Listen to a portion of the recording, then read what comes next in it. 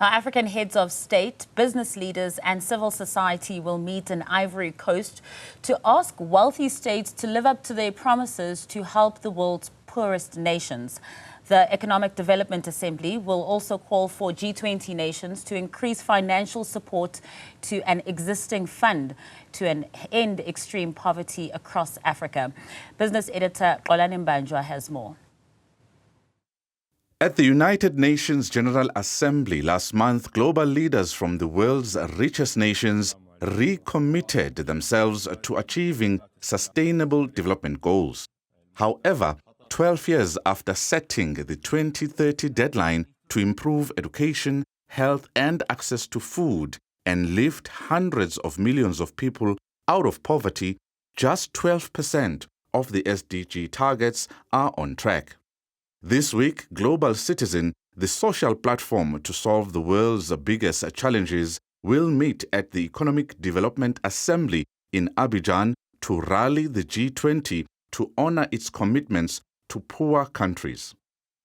The Assembly wants the G20, which meets in Brazil in December, to replenish the depleted funds in the World Bank's International Development Association to $120 billion by the end of the year.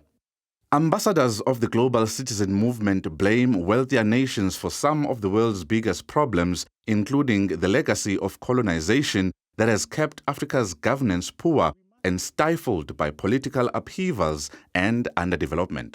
It is a legacy still alive and well in the global financial system that keeps too many countries in a vicious cycle of debt and poverty, and gives many countries that perpetuated colonization continued unfettered access to the natural resources of several African countries.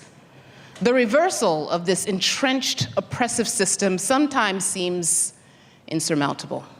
The Global Citizen movement believes if the G20 increases investment in the IDA fund by 25% by December's G20 summit, it will enable 75 of the world's poorest and debt-ridden countries to access more loans at no interest for health, climate change, education, and food insecurity.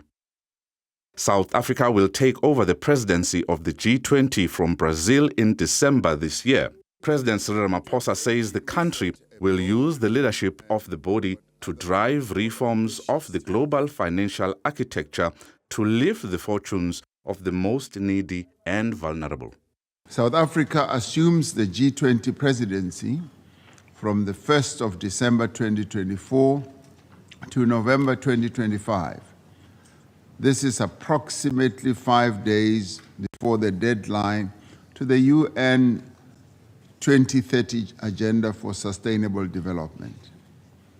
The next 5 presidents of the G20 will have to focus their efforts on accelerating progress towards the attainment of the SDGs. At the launch of the special edition of the Sustainable Development Goals Progress Report on the 25th April 2023, the Secretary General drew attention to the gravity of the situation. Just 12% of the SDG targets are on track. Progress on 50% is weak and insufficient. On more than 30% of the SDGs, we have stalled or gone into reverse. If we are to meet the 2030 deadline, a paradigm shift is necessary. The Economic Development Assembly will start on Wednesday. For Newzroom Afrika on Channel 405, I'm Xolani Mbanjwa in Johannesburg.